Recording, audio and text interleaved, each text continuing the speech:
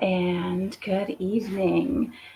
So, my name is Kaitlyn. I am excited to bring you another Cosmic Tea Time chat.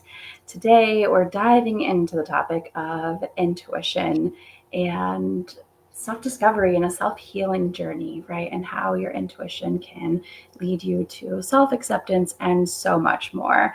I'm beyond excited to have a lovely guest here with me. LaLa. LaLa, will you please introduce yourself and tell everyone a little bit about you? Hi everyone, I'm LaLa. Well, my real name is actually Angela, but my friends been calling me LaLa since I was 15, so it just become a part of me. But it's also been, I guess, a part of my self-discovery. For longest times I thought I have to live by either or names, and working in a professional sense, I've been in the construction industry here in Australia for 15, actually probably more like 17 years now, and in a very masculine industry, using the word trying to be part of the boys' club whilst trying to find my identity at the same time.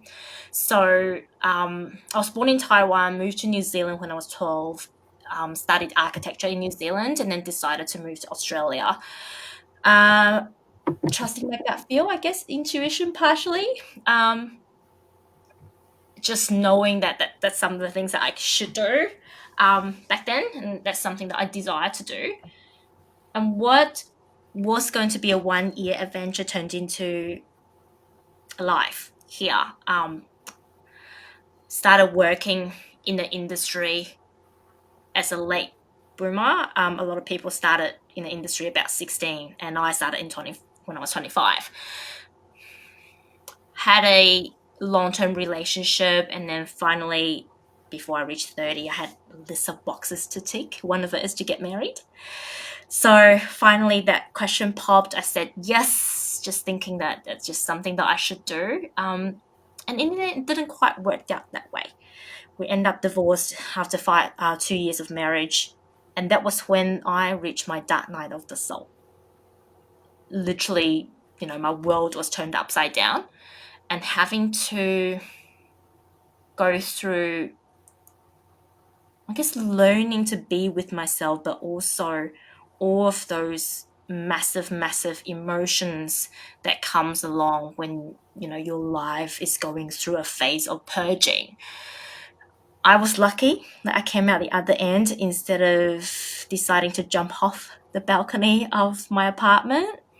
Um, I think I was lucky in a sense that I was just like, you know what, I can't do that. And I often say that my parents have saved me, being the only person here in Australia with my family's all overseas. I didn't want to be that news headline or that news that my parents received and said that your daughter has committed suicide. So that really saved me. Thinking back, it's almost 10 years ago now.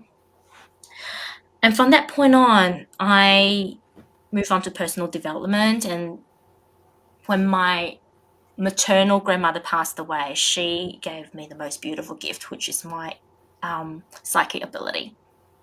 And I still remember she was in Taiwan, and we all knew that the day was going to come. And I just had this calmness that came over me, and I started talking to her. And soon after her passing, I started to, it's almost like the dots start to connect. And all of a sudden, I think in the spiritual sense, my crown chakra opened, and I was able to speak to spirit a lot more. And I truly, truly believe that she was that driving factor. Back in their day and age, woo-woo wasn't talked about. In fact, they probably didn't even want people to know that they're woo, because there could be really serious consequences, not just towards your life, but your family's livelihood as well. So she has hidden her gift, and I truly believe that my mom's generation has hidden their gifts too. So to me, it's a gift to be able to now connect to my intuition, to my spirituality, and be able to speak openly about what I do, especially in the industry that I am in. So that's a little bit about Beautiful. me. Yeah, thank you so much for sharing. Yeah, I think it's interesting A lot of people I've talked with recently, they feel like they have a strong intuition, but I keep hearing from so many people, oh, I don't have anyone to talk about it with. Oh, there's no one near me who, talks about it or has these gifts. And I find it so interesting. And I don't know if you've witnessed a similar pattern. I find it so interesting because I know so many people, right, who are like so strongly intuitive and gifted, whether they use it, as part of their profession and, a way to bring in money and abundance into their lives, or just are open about it. And I think that's beautiful that you mentioned how it is such a gift right now to be in this generation. And I think you and I are hopefully part of that, to open up more doors, more Mhm. conversations, to let people know how normal this is. I don't know if you can relate, but I think everyone's intuitive. I think everyone is psychic. It's just a matter of the language around how we talk about some of these abilities and skills and energy. Um, and so it's really fascinating to witness clients, but also just individuals, on social media or friends, go through this journey of starting to open up Mm. and talk about it. What was that like for you? Was there anyone you were hesitant to talk I about? think it was everybody, like, the Yeah. last thing you want, especially I work with boys who is about tools, about solutions, about physical, tangible things, right? And you say to them, "Oh, I manifested this." They're like, "You what?" What? Yeah. But I think it's really just about talking about it. Mm, It's about just literally be you. But this is also the hard bit about, self acceptance. And really, for me, it's about that journey of finding my voice. And that's all part of being spiritual as well, because it's all about this throat chakra, right? mhm, So for me, at the beginning, it was kind of, I think it was, and that's why I truly believe I was guided, because the moment that it happened, all the right people came into my world to guide me through it. And remember, there's a lady, her name is Athena Bailey. She came into my life just before um, I tapped into my spiritual gifts. And not long after that, she started running her very first Channeling the Spirit Academy course. And that was the time when I went, that is it. That is what I needed to do. And so I think, I often talk about creating space. When you're ready and you are open to create that space for new opportunity to come, the universe will bring the opportunities to you to lead you to the right path. mhm. Yeah, I think so. And sometimes, it can be challenging to have the patience Mhm. to wait while you're creating that space. Hearing you speak a little bit about your story and yourself, I hear you talking a lot about, the masculine and masculine energy and working in a, male heavy profession. And my younger years, I can relate to that, growing up with two brothers and identifying more as like a tomboy and, oh, I don't like girls because of this and that and they're dramatic or whatever it is. And then now to see what I do, and I'm working mostly with women and talking about all these divine feminine energetic qualities and things.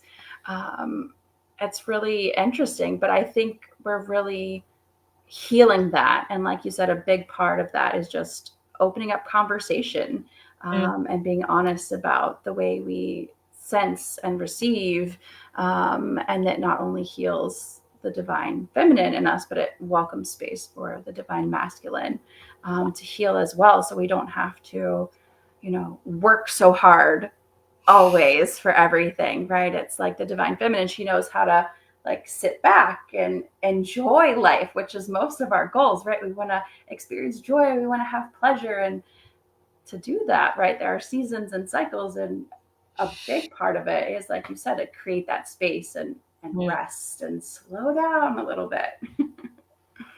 Yeah, that's definitely one of my biggest lessons in life. Being a human design generator, I'm always about go, go, go, go, go. In my chart, there's also a lot of fire sign and fieriness in me.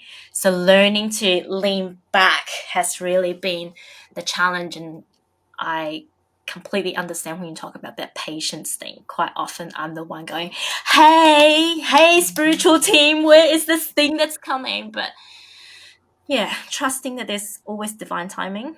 Not always easy, but for me, it's trusting that there's always that lesson to be learned in being patient. Hmm. Yeah, and I often say with my clients and in my teachings inside my community and things of approaching it with this open curiosity.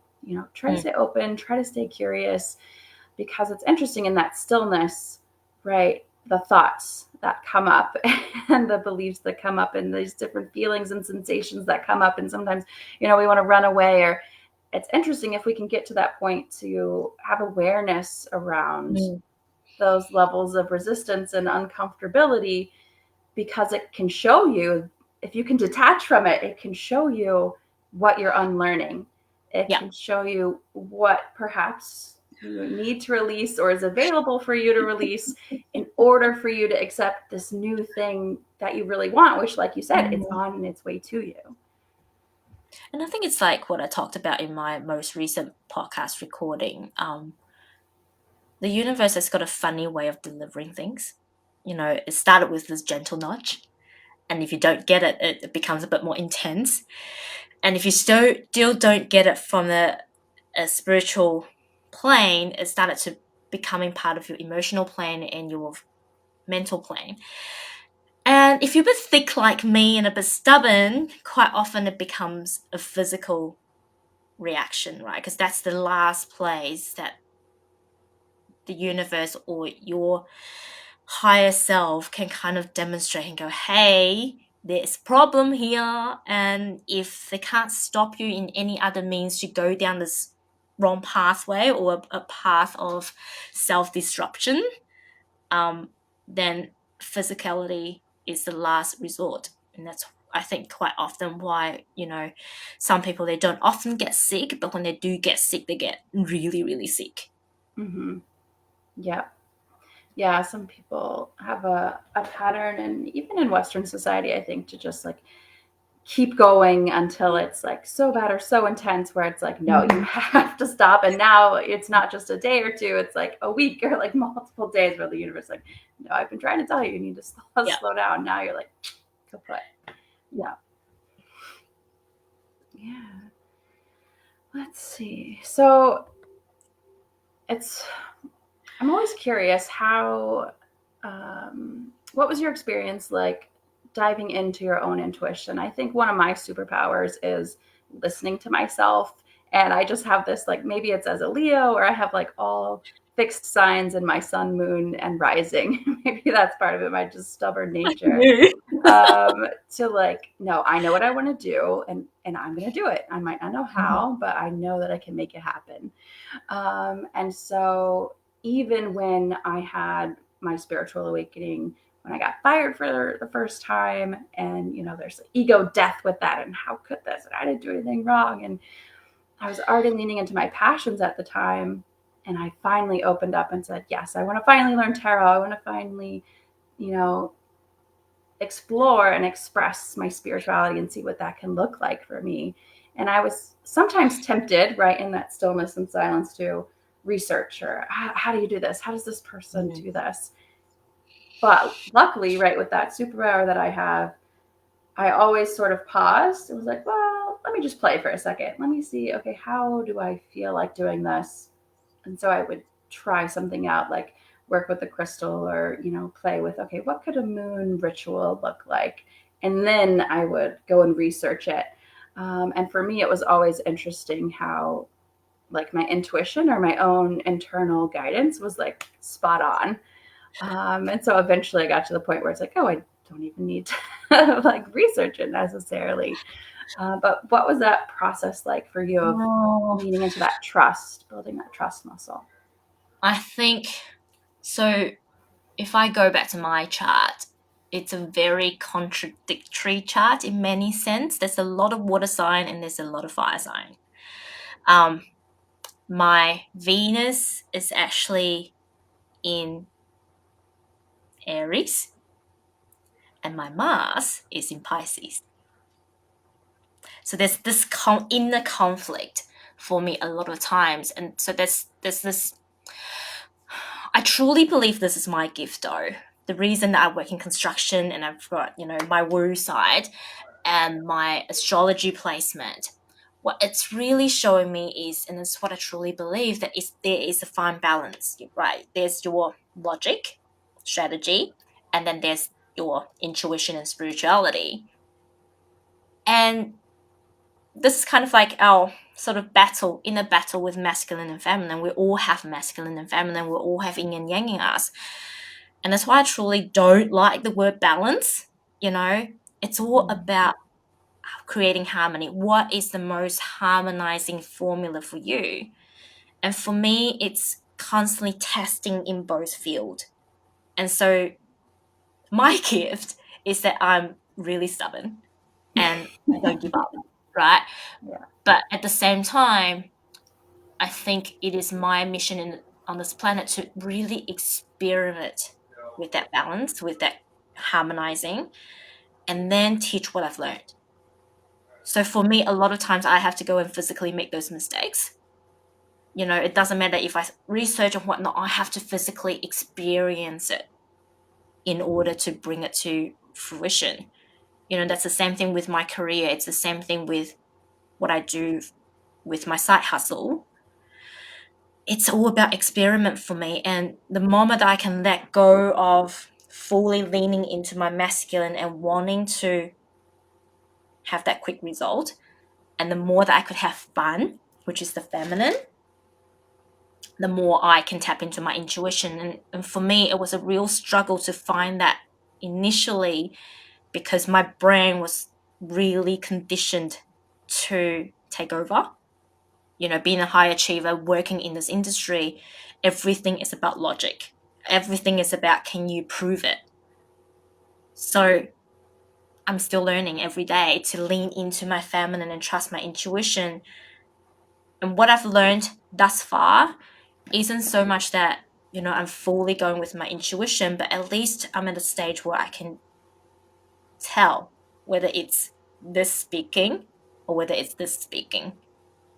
And I think that is something that's worth practicing for anyone who wanted to start tapping into their intuition more.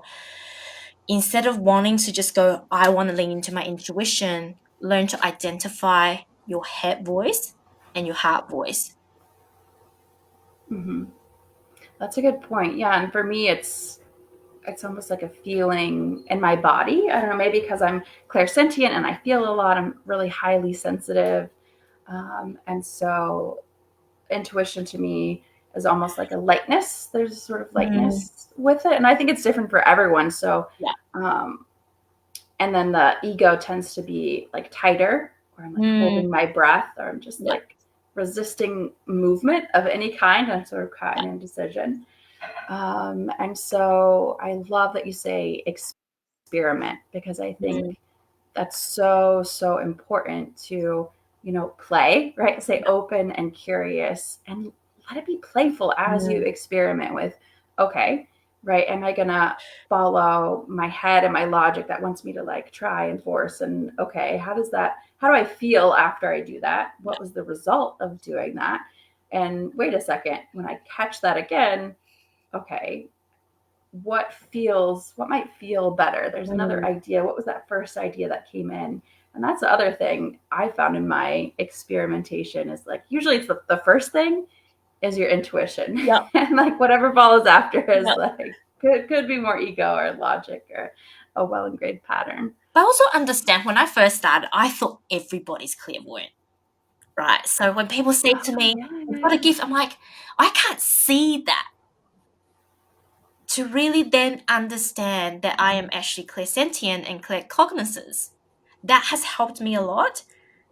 But it's also, being claircognizant, it's one of the hardest things, because I just know, right? Mm-hmm. But I think for me, it was the aha moment that not everybody is clairvoyant. In fact, even though in my physical form I'm highly visual, I actually can't, for my psychicness, I actually can't see things. Mhm. Yeah, that's a very good point. Yeah, not everyone knows there are different Mm. senses, there are different ways to receive. And when I do psychic readings for individuals, yeah, I like sometimes I'll ask, oh, have you ever gotten a reading before? Okay, everyone, it's always different, right? And then we give our little spiel at the beginning of sort of what to expect. Um, but yeah, because it is so fascinating. And claircognizance is interesting. For a moment there, I thought you were going to say, like, it's challenging because it still feels like thought, Mm. right? So that it's like, well, is that my thought? Is that my ego? That's it. What is this? Yeah. I think for me, it's more that logic kicking in, go like, well, you can't prove that. And you can't, you know, there's no Okay. Yeah. logic to it. You can't prove it. You can't demonstrate it. And Mm-hmm. for the 3D brain, that's probably one of the most hardest things. So my second thought generally comes in when I have my download. It's like, that's not true. Mm-hmm. Yeah. And until we know it's true. Right. Exactly. Yeah, I love that. And for me, it's been interesting experimenting and playing and giving myself time and Mm. space to do that. And then eventually, right, as you play more, and then when the result, feels good, or you get a result that you want from following intuition most often, right? That's what I've come to teach, is like when you can access that and Mm. follow your intuition, like, and do something even though it doesn't make sense, even though you haven't seen anyone else doing it, like, that's your success, Mm. that's your abundance that you're wanting, like, do it your way, please. And so having people slow down and access, well, how do I receive, as a lot of the work that I do. What's one of your favorite ways to work with people? Because I know we have a similar theme and similar love for Mm. this wisdom and these abilities. For me, I love working with people and space. I just have this connection with space, and quite often, and that's why I love I call it, almost like a space reading. I love tapping into people's homes and their offices, and connect them with the space. And that's why the more that I use that, the more that, I'm really working with the earth element a lot, which is funny, right? Because I'm water and fire, but earth is what Mm, grounds me. beautiful. That's so fun. Yeah, and it can make such a big difference because there is energy in our spaces and in our belongings, and to align with that, just like Hmm. we align our thoughts and our emotions when we want to manifest. Yeah, that makes perfect sense to me. But I think also, at the beginning when I first started this journey, of having my side hustle, everyone keeps saying to me, even my bosses and my colleague, "Are you going to quit your day job one day?" And I just knew that I wasn't.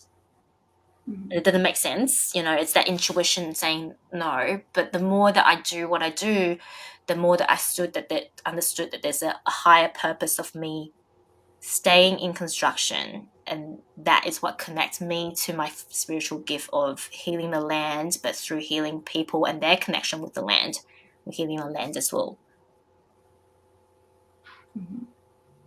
Beautiful. Yeah, you don't always have to quit your day job, even if you have a passion to help others and be of service and uh, use your intuition or spirituality or psychic gifts to make money. That's true. And how can people find you? How can they work with you? um, I think the best way is to connect with me on Instagram, at The Womanly Way. I do have a blog called The Womanly Way Podcast. So if you ever need to find me on all the big socials, just search The Womanly Way. Um, what you will find is in 2024, I am going to become a lot more exclusive. So, if you ever desire to work with me, there are smaller courses that are coming out. I will be launching a private podcast feed, which is a little project of mine. But really, at the moment, it's very exclusive, small groups, and generally aren't referrals and, word of mouth. So yeah, just come and follow me on all my socials and my podcast. Or if you want to get hold of me on my email, mywomanlyway@gmail.com. Beautiful. Yes, thank you. And I will make sure to share all of LaLa's links and everything for how you can reach out to her. Please do. She's amazing. We've been in each other's spheres for a few years now, I I think it was think, before on COVID. socials and yeah, I think so. I think just before. Yeah, that's wild. Yeah, We started before we were moms, and now we're moms and I still know, doing right? amazing work. Yeah. Oh, good. And for anyone watching who wants to strengthen their intuition, wants to trust their intuition more deeply, you can work with me inside my Facebook community, Moon Manifesting Lunar Abundance, or become a Moon Manifesting member and really dive into the knowledge of, intuition, breaking it down, how to build that more specifically in your own experiments and play through community and guided activities. So thank you so much. And thank you, LaLa, again for being a guest. It's been so much fun chatting with you Thank today. you for having me, Kaitlyn. It's a pleasure. Yeah. All right. We'll chat again soon. Happy moon manifesting, everyone. Thank you. Bye.